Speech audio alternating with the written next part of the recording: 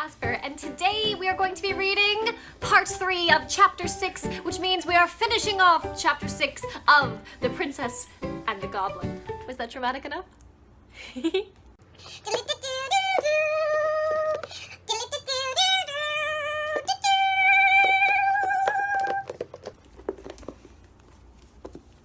Now, pairing with today's reading, I will be having... Did you think it was coffee? Because you'd be wrong, baby. I'm having some honey lemon water because, like hot water, honey lemon tea, just because it is so gray outside and it needs sunshine times, and I thought the lemon would just pop. This is a lot of lemon. It's good though. As always, pour yourself something yummy to drink. Relax, enjoy, and cheers. I want to talk to you, said Irene to the little miner, but it's so awkward. I don't know your name. My name's Curdy, little princess. What a funny name, Curdy. What more? Curdy Peterson. What's your name, please?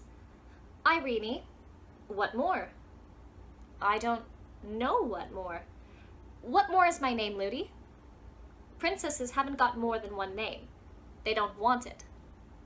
Oh, then, Curdy, you must just call me Irene, and no more. No, indeed, said the nurse indigently. He shall not do no such thing. What shall he call me then, Ludi? Your Royal Highness. My Royal Highness? What's that? No, no, Ludi, I will not be called names. I don't like them. You said to me once yourself that it is only rude children that call names, and I'm sure Curdy wouldn't be rude. Curdy, my name is Irene.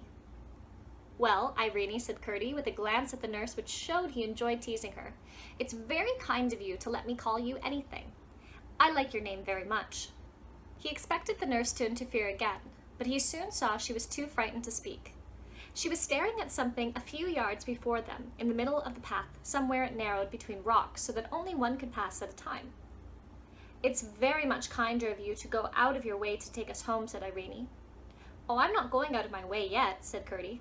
It's on the other side of those rocks. The path turns off to my father's. You wouldn't think of leaving us, I'm sure, gasped the nurse. Oh, of course not, said Curdy. You dear, good, kind Curdy. I will give you a kiss when we get home, said the princess. The nurse gave her a great pull by the hand she held, but at that instant, the something in the middle of the way, which had looked like a great lump of earth, brought down by the rain, began to move. One after another, it shot out 4 long things, like 2 arms and 2 legs, but it was now too dark to tell what they were. The nurse began to tremble from head to foot. Irene clasped Curdy's hand yet faster, and Curdy began to sing again. 1, 2, hit and hew, 3, 4, blast and bore, 5, 6, that's a fix, 7, 8, hold it straight, 9, 10, hit again, hurry, scurry, bother, smother, there's a toad in the road, smash it, squash it, fry it, dry it, you're another, up and off, that's enough, ha! As he uttered the last words, Curdy let go of his hold of his companion and rushed at the thing in the road, as if it would trample it under his feet. It gave a great spring and ran straight up one of the rocks like a huge spider. Curdy turned back, laughing, and took Irene's hand again. She grasped his very tight, but said nothing till they had passed the rocks. A few yards more, and she found herself on a part of the road she knew, and was able to speak again. Do you know, Curdy, I didn't quite like your song. It sounds to me rather rude, she said. Well, perhaps it is, answered Curdy. I never thought of that. It's a way we have. We do it because they don't like it. Who doesn't like it? The Cobbs, as we call them. Don't, said the nurse. Why not, said Curdy. I beg you won't. Please don't. Oh, if you ask me that way, of course I won't. Though, I don't know a bit. Why? Look. There are lights of your great house down below. You'll be at home in 5 minutes now. Nothing more happened. They reached home in safety. Nobody had missed them or even known they had gone out, and they arrived at the door belonging to the part of the house without anyone seeing them. The nurse was rushing in with a hurried and not over-gracious good night to Curdy, but the princess pulled her hand from hers and was just throwing her arms around Curdy's neck when she caught her again and dragged her away. "Lootie, Lootie, I promised Curdie a kiss," cried Irene. "A princess mustn't give kisses. It's not at all proper," said Lootie. "But I promised," said the princess. "There's no occasion. He's only a minor boy." "He is a good boy and a brave boy, and he has been very kind to us. Lootie, Lootie, I promised." "Then you shouldn't have promised." "Lootie, I promised him a kiss." "Your Royal Highness," said Lootie, suddenly growing very respectful, "must come in directly."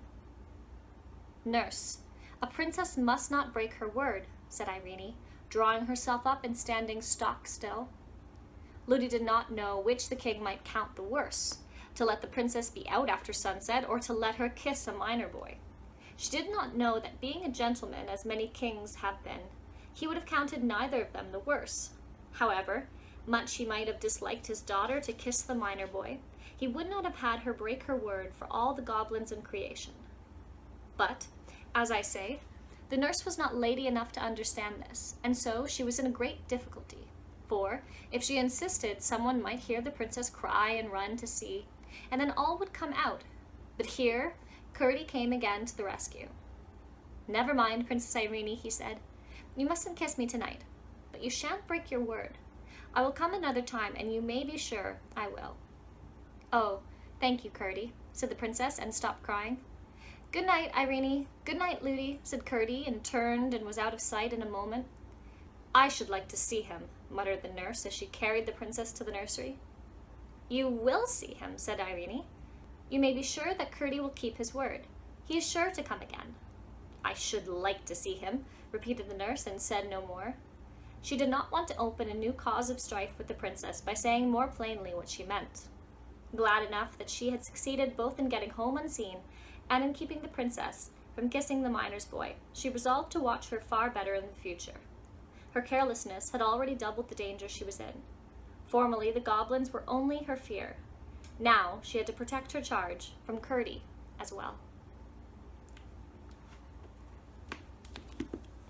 So in this chapter, I want to focus on something that I love about Princess Irene. And that is, I love the princess's manners in the way that she expresses her desire forthright. She tells Curdie plainly, "I want to talk to you," and also extends that it's not quite polite if she doesn't know his name. And then, in a very comical turn, when she wants to in return give Curdie her full name, she has to ask Lootie for it, knowing only that she's Princess Irene. Lootie, of course, is not on board with the manner in which the princess is talking with the miner. In her opinion, the princess should not lower herself to talk to the miner. But Princess Irene does not hold this sense of hierarchy and importance in which one is barred from talking to anyone. And so, Lootie's response, "He should call you your Royal Highness," is not received well by the princess. The princess then rejects this by saying, "I will not be called names," and then references a time in which Lootie had told her that only rude children use names and call names. And she insists that, of course, she wouldn't want to be treated rudely, and Curdie wouldn't treat her rudely, so there will be no name-calling. Instead, she insists that her and Curdie will converse back and forth in a first-person name basis. At the end of the chapter, we come back to these same sort of politics, that being Lootie's inference that there's things a princess shouldn't do. When Princess Irene goes to give Curdie a kiss, as she promised, Lootie says a princess mustn't give kisses. And Irene is firm that despite whatever the policy, politics, or law may be, she has made a promise to Curdie, and her promise must be kept. This goes back and forth between the two of them, with Irene continuing to state the importance of keeping her word. Though this may seem like a silly thing, it is actually a show of Irene's character as cast against Lootie and as paralleled with the king. Lootie's character is one that holds rules to the highest standard. Rules are there and must not be broken. In the opposite court, we have Princess Irene, who, while not wanting to be necessarily disobedient to the rules, doesn't have a problem in bending or changing them, if it means what is right to do, or in this case, what is true, is carried out. Irene values above rules the oath of one's words, the truth. And this is matched by the narrator to the king's ethics. However much he might have disliked his daughter to kiss the miner boy, he would not have had her break her word for all the goblins in creation. And I think that this is something that's lovely about this chapter. We see in Princess Irene a high character which upholds both that she treats the subjects of her kingdom with equality and will not uphold a hierarchy which bars her from talking with her subjects or with her subjects freely talking to her. And two, above all else, the princess is a person of her word, upholding the importance of truth even over law. As always, I hope whatever you've been drinking has been good, that the conversation and story have been a fair match. Cheers and cheers.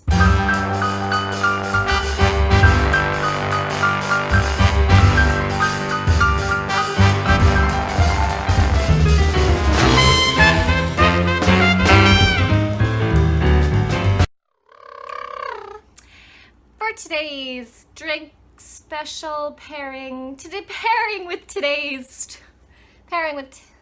it's tea. That's yummy tea.